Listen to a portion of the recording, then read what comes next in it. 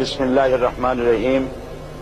মাননীয় স্পিকার, আপনি এই মহান সংসদের স্পিকার হিসেবে নির্বাচিত হয় আমরা জাতীয় সংসদের পক্ষ থেকে আপনাকে অন্তরের অন্তঃস্থল থেকে মোবারকবাদ জানাচ্ছি।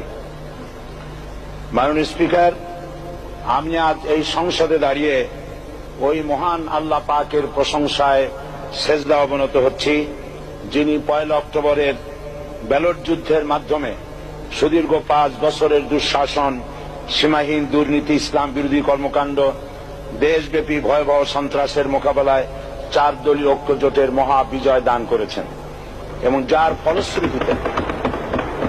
ফলশ্রুতিতে আজকে আমরা এই মহান সংসদে দাঁড়িয়ে কথা বলার সুযোগ লাভ করেছি। মাননীয় স্পিকার, আপনার মাধ্যমে আমি আমার অন্তরের অন্তঃস্থল থেকে দেশবাসীকে ধন্যবাদ জানাই।